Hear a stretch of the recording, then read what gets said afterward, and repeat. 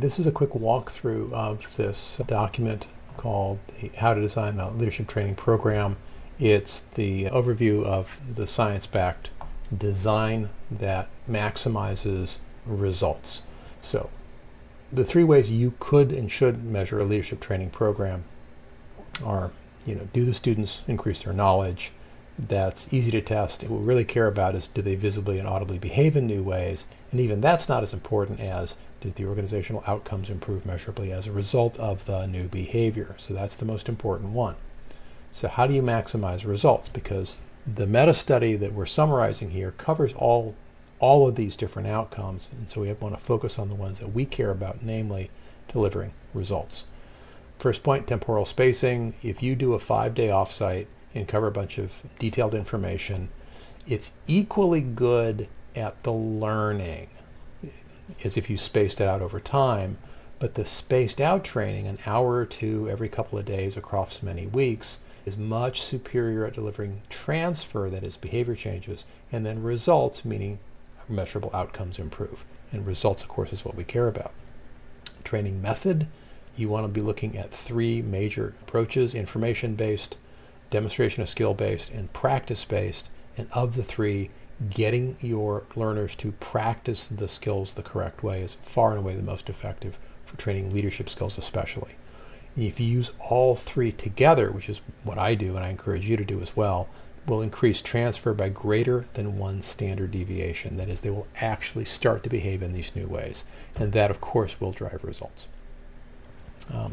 Adding a feedback element to practice is tremendous, where the student self-analyzes as well as getting external feedback from their peers would be ideal for that, by the way.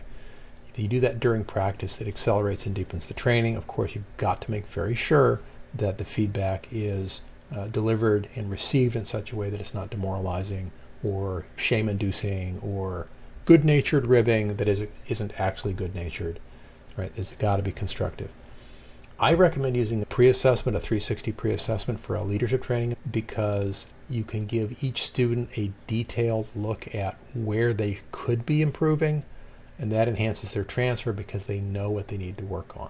Not every 360 does this very well, by the way. Some of them backfire, so you got to be careful with those. In-person is more effective than virtual. The instructors can be virtual, but the students should be in a room together wherever possible.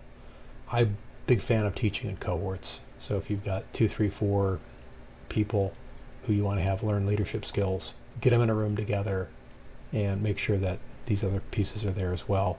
Lower level, that is either frontline or early career managers, have a higher transfer rate than senior leaders for any given training style.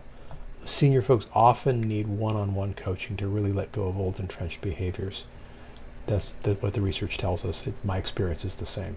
This is why I tend to deliver this material when I'm the one teaching it. I do it through coaching style with senior people in classroom for frontline and middle. Soft skills improves results more than hard skills alone. And by soft skills, we mean leadership, interpersonal skills, intrapersonal competencies like self-command, self-control, self-awareness, the ability to modulate your own emotions and remain calm in a crisis. Longer duration training is going to give you better results. That is multiple sessions with practice time. Literally, the longer you train people over time, the better results you get, according to the Larison study, which is the meta study that I rely on. So, to summarize, if you want to optimize your delivery of results, these are the design elements you want to focus on. Multiple delivery methods in each class. A little bit of lecture, some demo, and a lot of practice. I would do 10, 20, 70 would be my preference. Hold on-site with students in the same room, even if the instructor is remote. I suggest making this mandatory and have the boss attend as a co-instructor. I find that yields tremendously positive results. It doesn't have to be that way, but as I say, I'm a big fan. I've seen it work really well. Having multiple short sessions plus practice time instead of one great big 3-day offsite or what have you, just as I said up above. An hour a week, 2 hours a week, two short 1-hour sessions in a week, whatever, interspersed with practice time, and then they go and they use the skills in their job, and they come back the next week and they talk about it. And always include soft skills. It's not leadership training if it doesn't include soft skills, because when you lead people, you need people skills, and that's what soft skills are. And we have a workshop that helps you implement this if you're interested in that. You could click there.